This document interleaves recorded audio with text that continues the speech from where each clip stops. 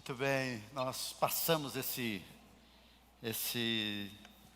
dezembro todo falando sobre o Natal e vamos terminar hoje à noite. Você que está nos visitando, seja bem-vindo. Você que está nos acompanhando pela internet. Alguns de vocês sabem que eu escrevo um conteúdo, uma mensagem que envio para muitas pessoas no Brasil, no mundo. Um devocional chamado Bom Dia, e desde sexta-feira da semana passada, não dessa, mas da outra, estamos falando sobre o Natal, repetindo que é Natal em vários ângulos, em várias matizes. Foi pregado aqui nesses domingos pela manhã e pela noite, no entendimento, na busca da compreensão do que é o Natal. E hoje à noite eu quero fazer essa pergunta e tentar respondê-la de uma forma mais simples possível, usando 6 textos da Bíblia para responder e dar as razões pelas quais Jesus veio ao mundo. Mas antes, vamos orar mais uma vez. Senhor, bendizemos e exaltamos o Teu santo nome, por essas músicas que cantamos, que relembram a nossa fé em Jesus Cristo, nosso Senhor e Salvador. Te louvamos, ó Deus, pelo Teu Espírito Santo, que faz com que essas verdades fiquem claras no ouvido, na mente, no coração das pessoas que ouvem, e não seja diferente essa noite, para a glória do Teu santo nome. Que Tua palavra fique assim clara, para louvor do Senhor, no nome de Jesus, amém. Antes de eu iniciar a mensagem, eu gostaria de fazer uma introdução bíblica para que você possa entender um pouco da história do Natal, mas também o propósito do Natal. Jesus é Deus. O Jesus da Bíblia é Deus, que se tornou um ser humano. Por quê? Porque o ser humano, em Gênesis capítulo 3, representado pelo pai da raça humana, Adão, pecou e com ele todos pecamos. Paulo tem o cuidado de explicar isso detalhadamente a partir do livro de Romanos capítulo 3 e capítulo 5. Mostra a realidade dessa questão do pecado com detalhes em Romanos capítulo 6. Você precisa ler o livro de Romanos para entender que todo ser humano é pecador. Ele está destituído, longe de Deus. Ele nasce assim. Paulo explica isso também em Efésios capítulo 2, versículo 1, quando diz que todos estão mortos nos seus delitos e pecados. O Deus Santo, que criou o homem santo, separado do pecado, esse homem, na raça, através da raça de Adão, pecou, está longe de Deus. Mas Deus foi usando os homens para escrever a sua palavra, o que é a Bíblia? A Bíblia é o livro que mostra a história de como Deus, no seu grande amor e misericórdia, vai atrás do ser humano para salvá-lo. Não é o homem que vem atrás de Deus de jeito nenhum. É Deus. Então o que Deus fez na história? Preservou a raça humana com Noé. Depois ele traz a nação de Israel através de Abraão, em Gênesis 12.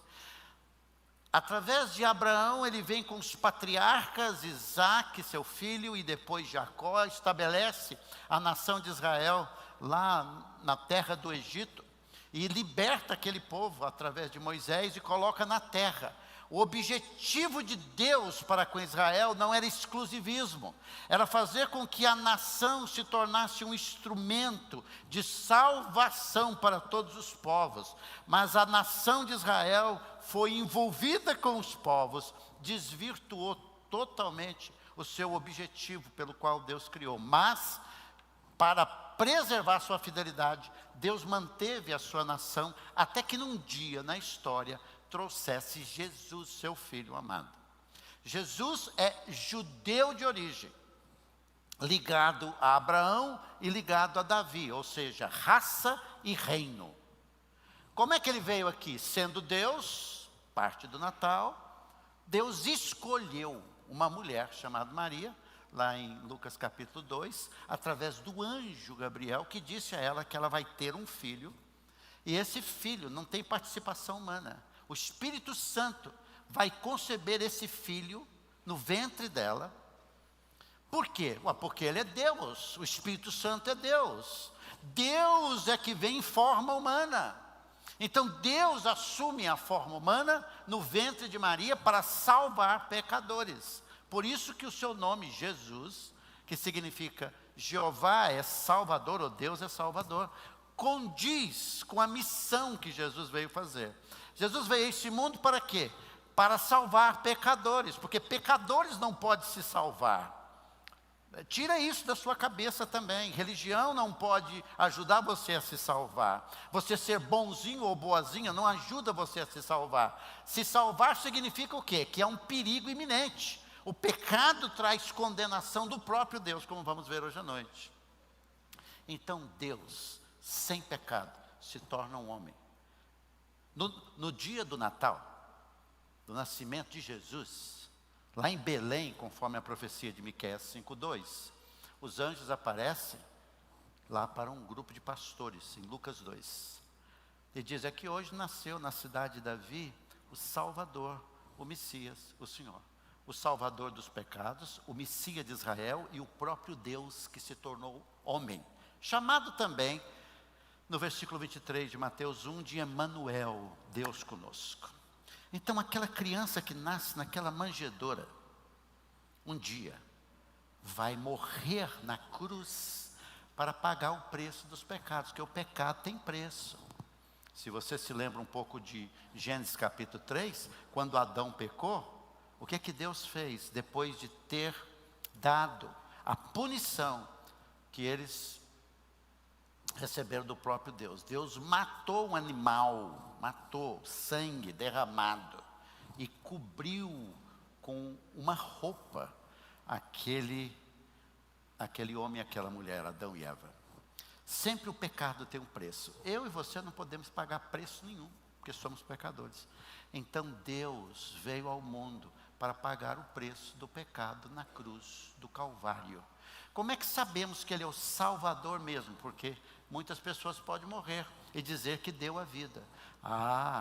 Romanos capítulo 1 diz que para provar a obra do Filho, Ele ressuscitou ao terceiro dia.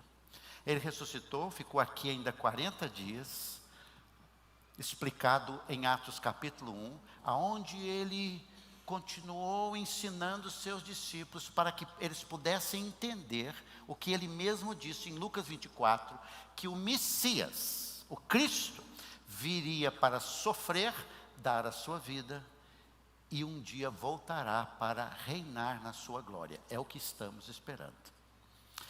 Então, sem essa consciência de quem Jesus é e o que Ele veio fazer, nós não vamos entender o Natal. Então, nessa noite, eu quero responder através de 6 testemunhas, Mateus, Marcos, Lucas, João, Paulo, o escritor de Hebreus, essa pergunta, o que Jesus veio fazer aqui nesse mundo. Em primeiro lugar, usando Marcos, Jesus veio para resgatar a muitos, pois o próprio Filho do Homem não veio para ser servido, mas para servir e dar a sua vida em resgate por muitos.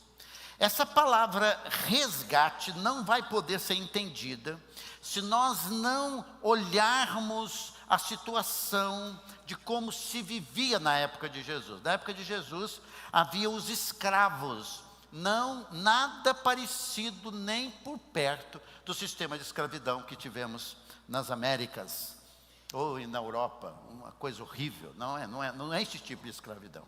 Mas a pessoa, ora era escrava porque foi comprada, vinha de uma família de escravos e ela servia, ou foi inimigos de guerra conquistados e que se tornavam escravos. Bem, o ser humano é escravo de quê? Paulo diz em Romanos 1 que o ser humano é escravo do pecado. Jesus disse isso também em João 8. As pessoas são escravas do pecado, e Paulo vai além quando diz em Efésios capítulo 2 que as pessoas são escravas de Satanás. Escravizados. E como é que mostra essa escravidão? Elas gostam do pecado. Elas estão alienadas de Deus. Elas não querem nada com Deus. Então, escravos sem nenhuma capacidade de se libertar do seu próprio pecado, tendo os três senhores declaradamente escravizando o pecado, a morte e o diabo. Quando Jesus Cristo foi à cruz do Calvário, o que ele fez através da pregação do Evangelho, que todo ser humano é pecador e Jesus Cristo morreu na cruz pelos pecados. Todos aqueles, não todos, mas muitos, que recebem ou ouvem a voz do Salvador, vinde a mim, eles são libertados dos seus pecados, de Satanás e da condenação que a morte traz. A morte é um vilão. Eu não sei quantas vezes eu fui ao cemitério. Um dia eu não vou mais, alguém vai me levar lá. Sempre no início do ano eu passeio nos cemitérios para ler as lápides. Gosto disso. Que é isso, pastor? Sombrio. Conversa cadavérica essa. Não. Cumprindo o que a Bíblia diz, que o homem sábio está onde está o morto. Por quê? Porque você reflete. A morte é horrível. Não fomos criados para morrer. Mas o dia que os nossos pais pecaram, lá no jardim do Éden, Deus disse o seguinte: se você comer, você morre. E a Bíblia diz claramente, em Romanos 6,33, que o salário do pecado é a morte. Então o que o homem precisa fazer? Ser libertado. E como é que ele é libertado do pecado, da morte e do diabo? Através da obra de Jesus na cruz. Quando o Senhor Jesus Cristo é recebido no coração, na mente, no todo do ser humano, e a pessoa reconhece os seus pecados, o Senhor Jesus Cristo, com o poder do Espírito Santo, liberta essa pessoa do pecado. Ela sai da morte espiritual, ela passa pelo novo nascimento, explicado pelo próprio Jesus em João capítulo 3, e ela é adotada na família de Deus. Por quê? Porque ninguém nasce filho de Deus. Romanos 1,12 diz: mas a todos quanto receberam a Jesus, deu-lhes o poder de serem feitos filhos de Deus. Eles são adotados, é o que diz Gálatas 4 e 5, que diz: mas quando chegou a plenitude do tempo, em determinado momento da história, há 2000 anos atrás, Deus enviou o seu filho, nascido de mulher, para cumprir a profecia de Gênesis 3,15, que da semente da mulher vai vir um que vai esmagar a cabeça da serpente, que é Satanás. Essa mulher é Maria. Nascido sob a lei, o que significa? Esse filho nasceu judeu, debaixo de toda a estrutura da lei mosaica. Para fazer o quê? Para resgatar o que estavam sob a lei. O que significa isso? Que Jesus Cristo veio ao mundo para trazer o resgate que diz a lei, que todos somos pecadores porque não cumprimos os 10 mandamentos. Os 10 mandamentos não é uma forma de você cumprir para você ser salvo, não. Os 10 mandamentos apenas diz o seguinte: você é pecador porque você pecou contra Deus e errou pelo menos em um. Mas erramos basicamente em todos. Resgatar os que estavam sob a lei, a fim de que recebêssemos a adoção de filhos. Aqueles que reconhecem os seus pecados e veem a Jesus como Salvador, são resgatados do poder que a lei tem de condenar o homem e adotados na família de Deus. Adotado. Não é simplesmente o resgate que liberta, Mas é um resgate que liberta, não para ficar livre, mas para pertencer à família de Deus. Que agora, por essa libertação, chamo Deus de quê? De Pai. Paulo diz que chamamos Deus de Abba Pai, papaizinho. A intimidade que aquele que é resgatado do pecado tem, é chamar Deus de Pai, e é esse Pai que cuida, não obstante, não significa que quando as coisas estão difíceis que Ele não cuida, é que ainda estamos sob o efeito das questões do pecado, que inclui doenças, que inclui decisões erradas das pessoas que nos afetam, mas eu tenho um Deus, o qual eu chamo de Pai, porque eu fui liberto do poder do pecado, do poder de Satanás, da morte. Esse resgate me dá contato com o Pai hoje e eternamente. Coisa maravilhosa, maravilhosa. Tudo isso, lembrando de que podemos ter esse relacionamento de família com Deus, porque o Senhor Jesus se tornou homem. Hebreus 2,14, que eu li hoje pela manhã, diz: visto, pois, que os filhos têm participação comum de carne e sangue, também Jesus igualmente participou dessas coisas, para que por sua morte destruísse aquele que tem o poder da morte, a saber, o diabo. Então, Jesus é o nosso irmão maior. Esse é o conceito de Hebreus capítulo 12. E Ele participou dessa vida comigo e com você como ser humano.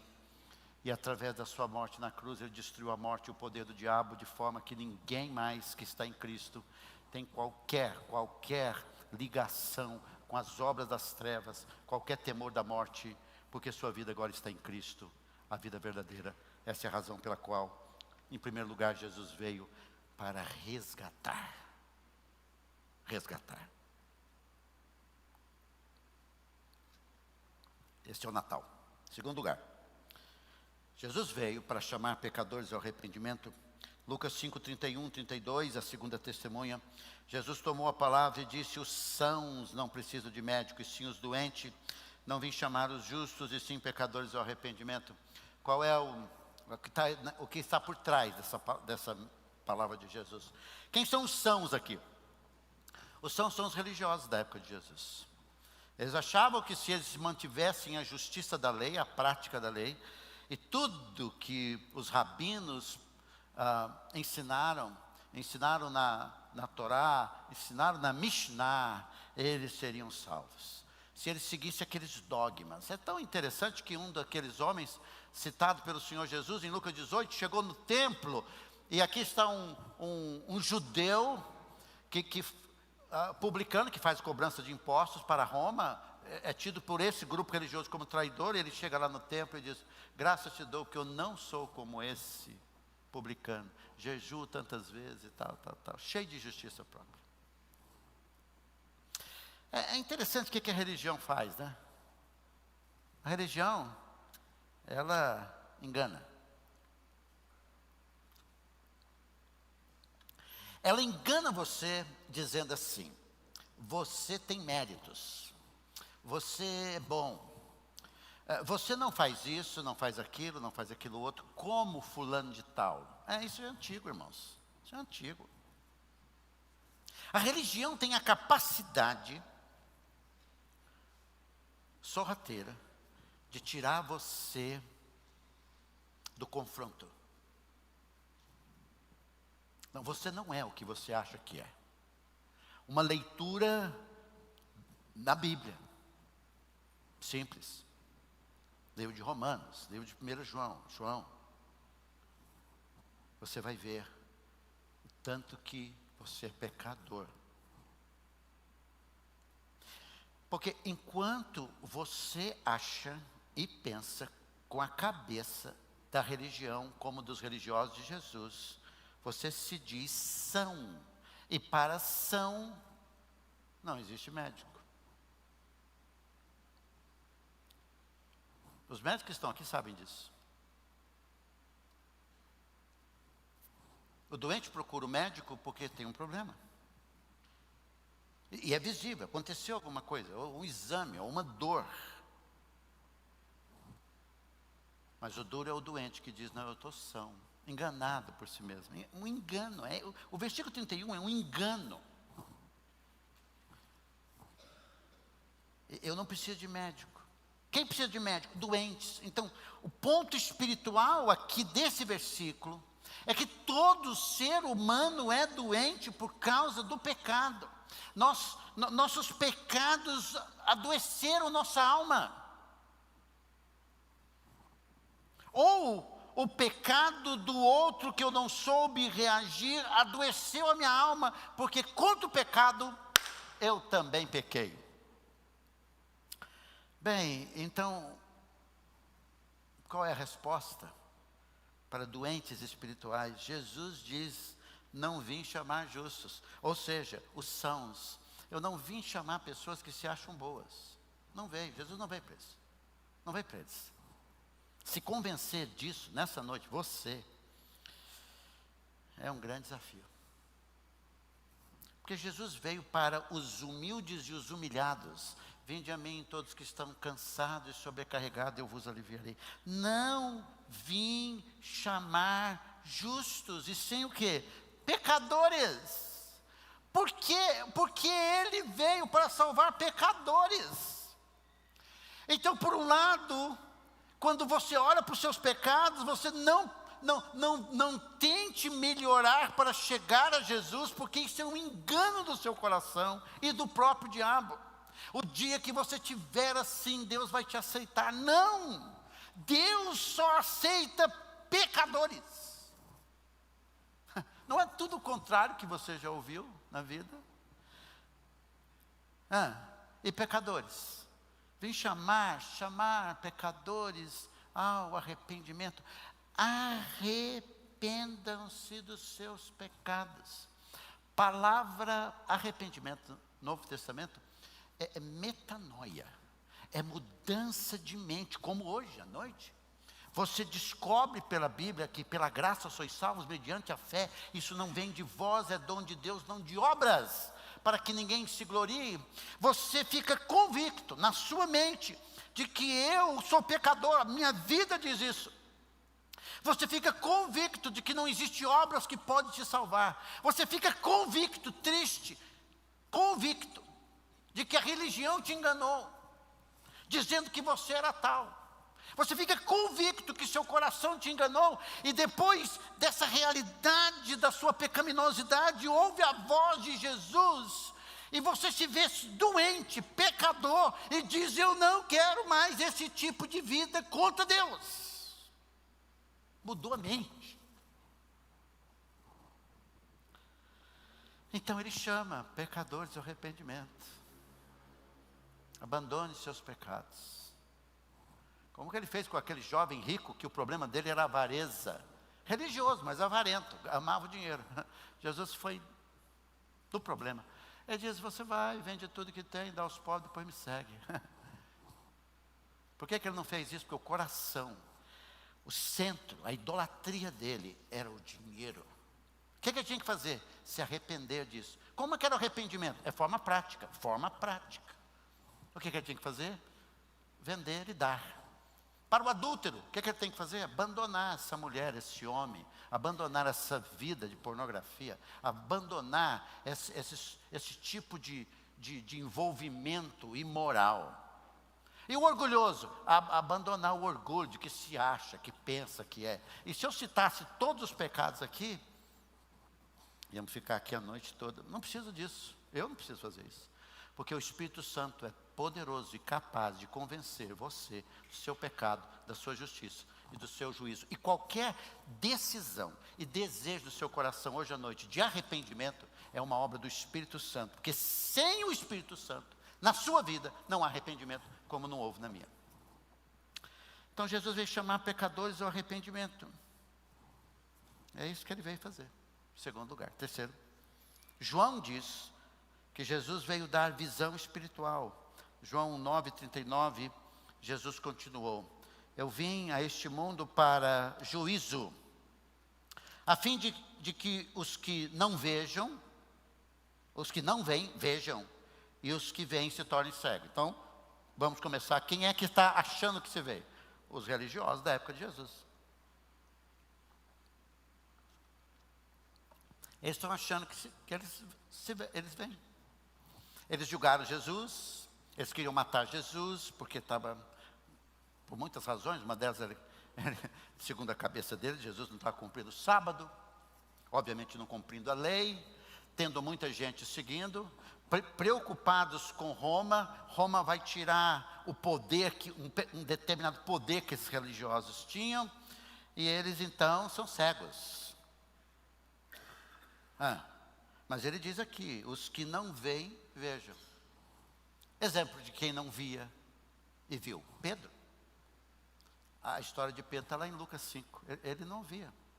Ele era um pescador comum, estava lá pescando. Depois da pesca maravilhosa, que ele não pescou nada, Jesus falou assim, emprestou o barco para Jesus, né? E Jesus ensinou, depois ele diz, agora você joga ali e vai achar peixe. Aí ele achou peixe. Ao invés de dizer assim, nossa, eu vou ficar com Jesus para ter mais peixe e ganhar, nossa, eu vou ter uma empresa de peixes. O que ele fez? Ele falou para Jesus assim, o senhor pode ir embora porque eu sou um pecador. Ele falou, não, a partir de hoje você vai ser pescadores de homens. E ele largou tudo para seguir Jesus. Oportunidade dele seguir Jesus por alguma coisinha, como Judas fez. Seus olhos foram abertos. Ele veio para isso. Jesus disse em João 12:46, eu vim como luz para o mundo, a fim de que todo aquele que crê em mim não permaneça nas trevas. Jesus é luz? É luz. É luz. A luz é um sinônimo da santidade de Deus. A luz é um sinônimo bíblico da verdade. A luz é o contraste com tudo que é pecaminoso.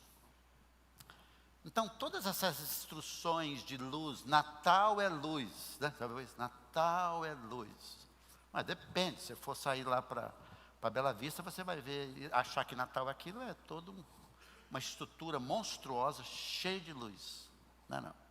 O Natal da Bíblia é que Jesus é luz, no sentido de que Ele, com sua verdade e sua pessoa, confronta o homem com os seus pecados, para que eles abandonem os pecados e o siga.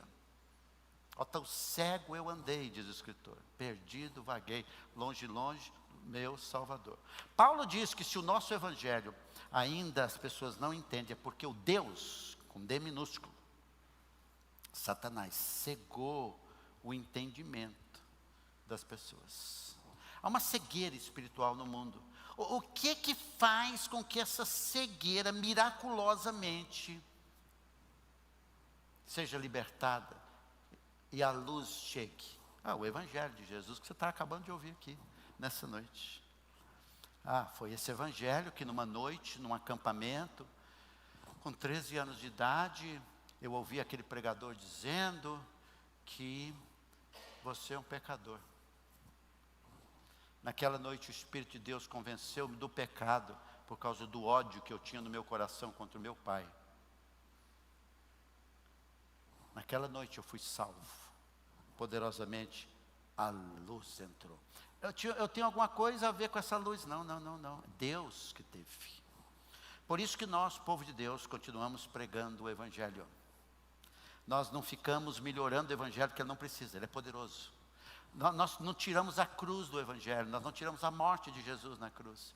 Nós não fazemos eventos para ficar bonitinho para os incrédulos, para que eles possam entender melhor. Não. Nós confiamos que o Espírito de Deus continua o mesmo, de forma poderosa, transformando vidas, usando o Evangelho para salvar as pessoas para a sua glória. Permaneça nas trevas. Deixa-me dar uma outra palavra sobre permanecer nas trevas que Jesus disse aqui, e cegueira espiritual. É assim, a cegueira espiritual coloca você somente nesse mundo. somente nas coisas desse mundo. Não que coisas desse mundo sejam erradas, como trabalho, como estudo, como ter dinheiro, como passear. Não, não, não, não. O problema é quando a vida é a própria vida. E se houver uma outra pandemia, você vai ficar muito chateado, porque você não pode sair mais. O seu mundo está se perdendo. A cegueira espiritual é aquela que Satanás disse para Jesus: tudo te darei se prostrado me adorares. Você é encantado com esse mundo, mas o mundo espiritual você não é encantado. Você não está preocupado com a glória de Deus, com o desejo de Deus, com a vontade de Deus. Não preocupa seu coração isso. Cego e cega. É sério? E sabe o que Jesus disse? Em Marcos 8,36, o que adianta o homem ganhar o mundo inteiro e perder a sua alma? Então, de repente, num culto como esse, na simplicidade dessa reunião, onde adoramos a Deus, e você está ouvindo essa palavra, uma luz vai passando e de alguma forma vai clareando a sua mente. Passou, está passando. Quem é essa luz? Jesus. É para isso que ele veio. Quarto, olha que texto interessante. Está errado aí no seu esboço a citação. Eu vou colocar aqui a citação certa. Mateus 10, 34, 36, essa outra testemunha. Jesus disse assim: não pense que eu vim trazer paz à terra. Não vim trazer paz, mas a espada. Uau! Mas ele não é o príncipe da paz? É. O que ele quer dizer com isso? Acompanhe o texto que eu vou explicar. Ele diz: pois vim causar divisão entre o homem e seu pai, entre a filha e sua mãe, entre a nora e sua sogra. Assim os inimigos de uma pessoa serão da sua própria casa. O que Jesus quis dizer quando eu não vim trazer paz à terra e espada? É o seguinte: quando você recebe Jesus como seu Senhor e Salvador, se arrepende dos seus pecados, crê na obra dele, você nasce de novo e você vai viver o seu ambiente familiar. O que acontece naquele ambiente familiar? Você começa a dizer para os seus pais, para os seus irmãos, para os seus parentes, para os seus amigos, para a sua sogra, para o seu sogro, o que aconteceu na sua vida. Eles percebem isso. Você tem uma nova maneira de pensar, você tem uma nova maneira de falar, você tem a maneira de usar o seu tempo. De repente, você que está envolvido com tantas coisas, você já não faz mais aquelas coisas, e você está lendo de forma diferente. Você está lendo a Bíblia, é normal. Você está vindo para um culto como esse, que você quer cultuar a Deus. O que acontece dentro da família? Conflito. Então é isso que Jesus quer dizer, que não vim trazer paz. Veio trazer paz a quem recebe, mas o conflito é armado aonde? Primeiro no seio familiar. A fidelidade a Jesus Cristo, a centralidade em Jesus, traz conflito na família. Porque quando a pessoa é resgatada, ela recebe o quê? Uma visão espiritual, porque algo radical, poderoso acontece na vida dela, ela começa a ver tudo de forma diferente. Ela é livre do medo, da culpa, do engano. E o que acontece com os parentes? Acontece com os parentes, com os mais próximos, é que você pensava como eles pensavam, agora você não pensa mais. E porque você não pensa da forma como pensa, o que acontece? Conflito. A espada é conflito. Então uma vida que vem a Jesus é uma ameaça a padrões familiares, a forma de pensar familiarmente. Até em termos de religião, especialmente. O que acontece? A tensão se desenvolve. E Jesus veio ao mundo no Natal para fazer isso. Pastor, eu estou vivendo isso. Os meus parentes não entendem. Você que é de Jesus, Entenda que é assim mesmo. Não que você não deve deixar de manter relacionamento de maneira nenhuma, que é isso. Só que você não faz mais as coisas que você fazia. Só que você não fala as coisas que você falava. Só que você tem um posicionamento fiel ao Senhor Jesus Cristo. E se alguém vem a Jesus e não quer viver essa tensão, você não pode vir a Jesus. Porque ao vir a Jesus, você tem que lembrar que ele disse em Lucas capítulo 9, que você tem que morrer para si mesmo, negar a si mesmo e segui-lo. Em Lucas 14, Jesus diz que quem não renuncia a tudo que tem, não pode ser meu discípulo. Meus irmãos, em alguns lugares no mundo, especialmente no mundo islâmico, quando uma pessoa, um jovem, diz que conhece Jesus, é feito o funeral dele, e o pai ou a mãe diz, você pode ir embora de casa, não quero nunca mais te ver, eu vou fazer o seu funeral. Alguns pais dizem, você não deixe que eu te veja, porque se eu vir você, eu vou te entregar e você vai morrer. É conflito.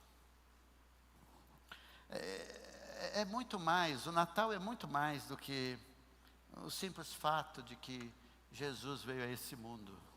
Não, ele veio e tem conflito. E você que é de Jesus, o seu conflito continua lá dentro da empresa. Conheço pessoas que foram demitidas porque resolveram não fazer falcatrua junto com os outros. Pessoas que não podem trabalhar, às vezes, em alguns tipos de órgãos, porque ele não se corrompe. Ele não faz nada que desonra o nome de Jesus. Ele está disposto aqui, a única coisa que pode acontecer aqui é você ser mandado embora, ou perder certos privilégios. Mas é de Jesus. Nosso mundo não é aqui, meus irmãos. Não é aqui.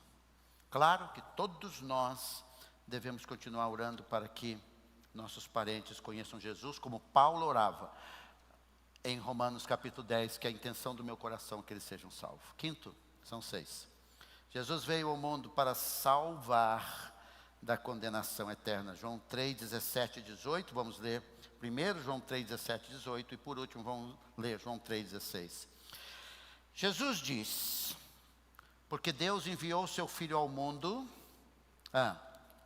não para condenar o mundo, mas para que o mundo fosse salvo por ele. Então vamos entender isso.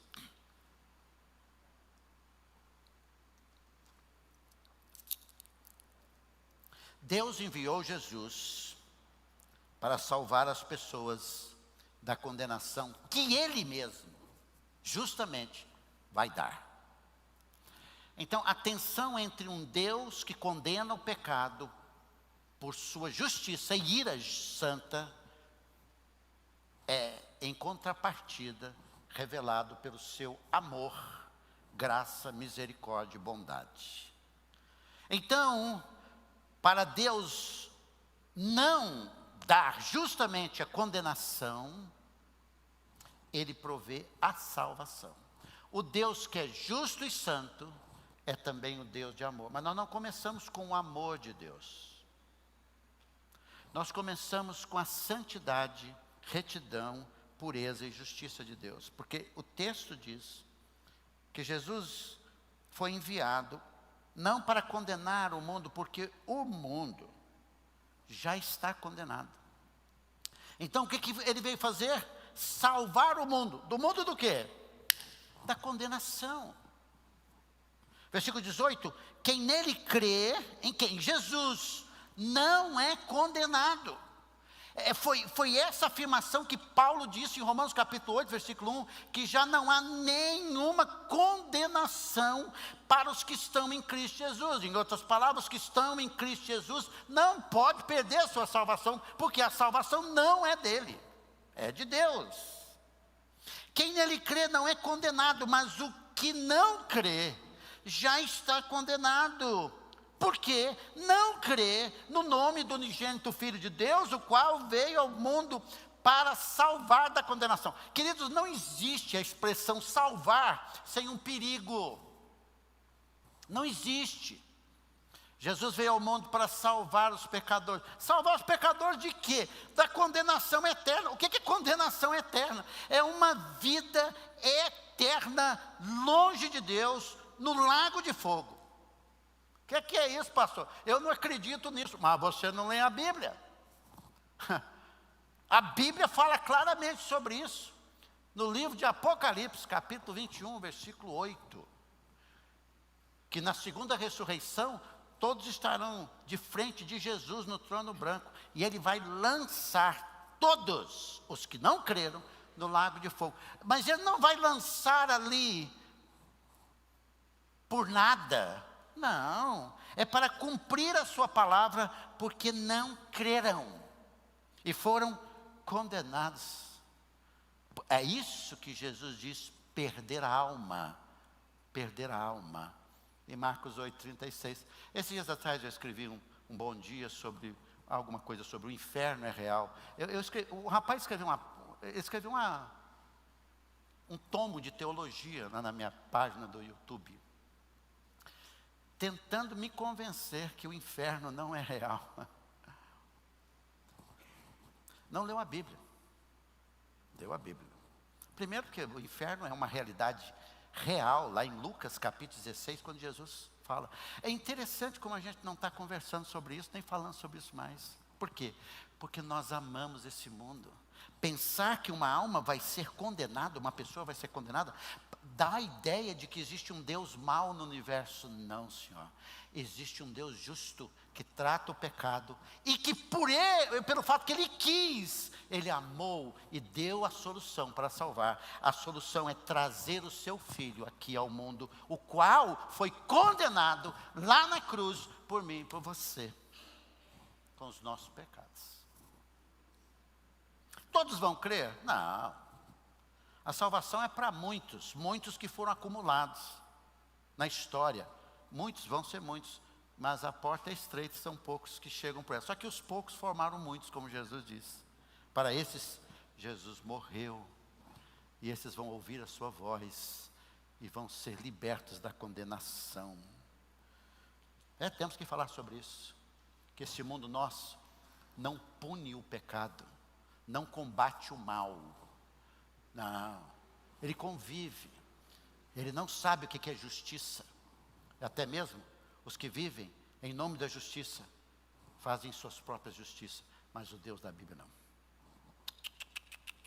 Se você lê a Bíblia, você vai ficar impactado que há um Deus justo que trata o pecado e ainda é um Deus de amor que chama o pecador, mas depois que morrer, acabou. Há um perigo. Por último, Jesus veio para dar vida eterna. Olha aí, ó. João 3,16, porque Deus amou o mundo de tal maneira, é uma expressão que não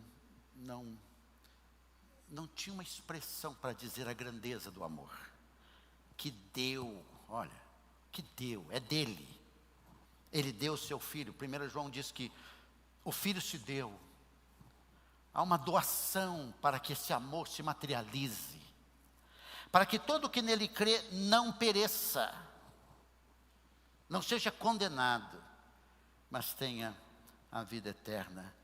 Então, Natal significa que Deus, na sua graça, envia o Senhor Jesus Cristo para salvar os pecadores da sua condenação eterna.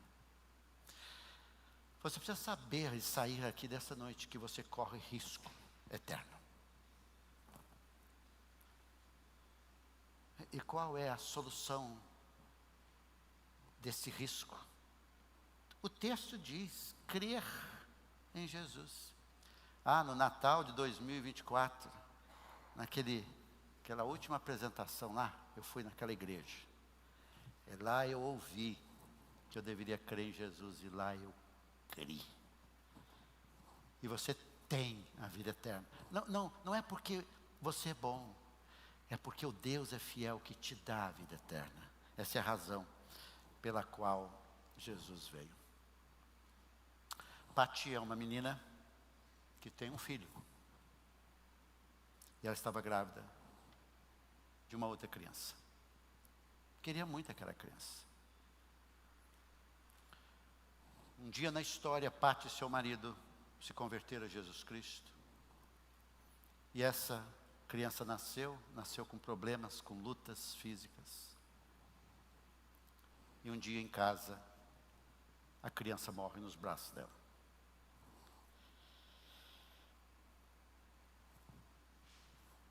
E elas falam essa frase: como as pessoas suportam isso, a morte de um bebê, se elas não têm esperança? Jesus dá a esperança da vida eterna, meus irmãos. Faz com que você passe por qualquer tipo de problema, na esperança que transpõe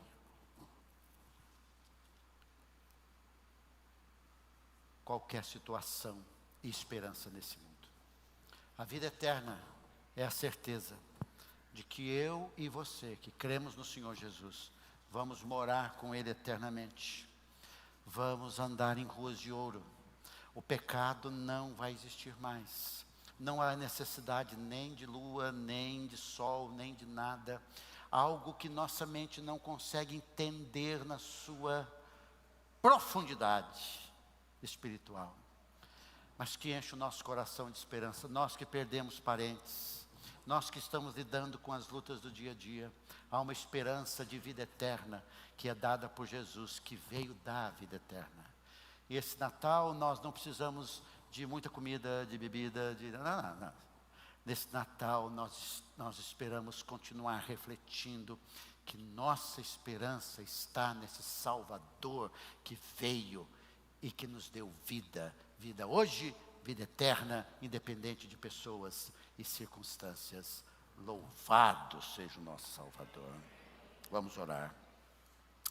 Obrigado, nosso Deus, pela oportunidade de meditarmos mais uma vez, como fizemos em todos esses domingos de dezembro, manhã e noite, relembrando através de vários focos sobre o nosso Salvador.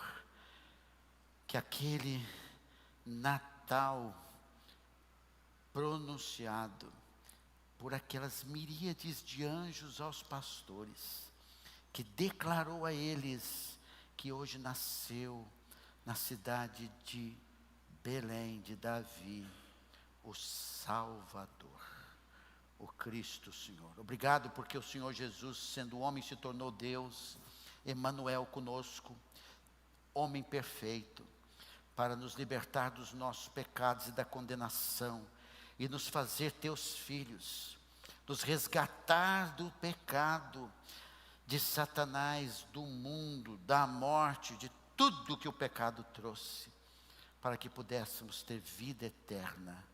Nós te bendizemos muito por isso. Peço ao Senhor, encarecidamente, que essa iluminação que está tão clara na minha cabeça aqui, que poderia ficar falando horas e horas do mesmo assunto, o teu Espírito Santo, soberano, possa trazer essa iluminação a todos que estão ouvindo nessa noite, que vão ouvir. Somente o Senhor pode fazer isso. E eu confio que o Senhor vai fazer, que o Natal de muita gente vai ser diferente pelo encontro com Jesus, o Salvador. No nome dele,